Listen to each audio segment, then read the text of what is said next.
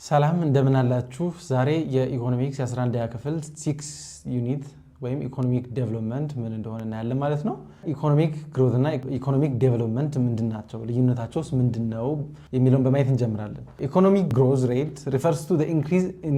the inflation adjusted GDP ምን ማለት ነው ኢኮኖሚክ ግሮዝ የሚባለው ጂዲፒያችንን ለኢንፍሌሽን አጀስት ካደረግነው በኋላ ወይም ሪል ጂዲፒያችን በምን ያህል ጨመረ የሚለውን የሚያሳይልን ነው ማለት ነው ደግሞ አለው ኢንፍሌሽን አጀስትድ ጂዲፒ ማለት ሪል ጂዲፒ እንደማለት ነው እሱ በምን ያህል ጨመረ ወይም ቀነሰ የሚለው ነገር ኢኮኖሚክ ግሮዝ ነው የሚያሳየን ለምሳሌ ያክል ኢኮኖሚክ ግሮዛችን 3% ነው ከተባለ ጂዲፒው አምና ከነበረበት አሁን በምን ያህል ፐርሰንት አድጓል ማለት ነው በ3% አድጓል ማለት ነው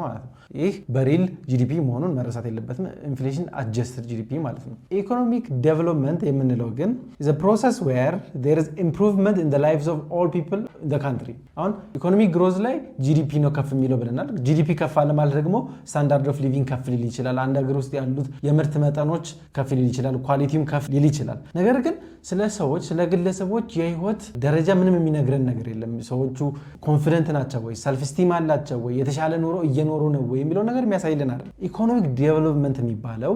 እንዴት ነው የሰዎች ህይወት የሚሻሻለው በአንድ ሀገሪቱ ውስጥ ያሉ የሰዎች ህይወት እንዴት ነው የሚሻሻለው የሚለውን የሚያሳይልን ነው ማለት ነው ስለዚህ አንድ ሀገር ኢኮኖሚክ ዴቨሎፕመንት አላት ከተባለ ሀገሪቱ የሰዎችን ህይወት ሀገሪቱ ያሉትን የዜጎች ህይወት እያሻሻለች ነው የሚመጣው ማለት ነው ጤናቸው የተሻለ ነው የሚሆነው የአእምሮም ይሁን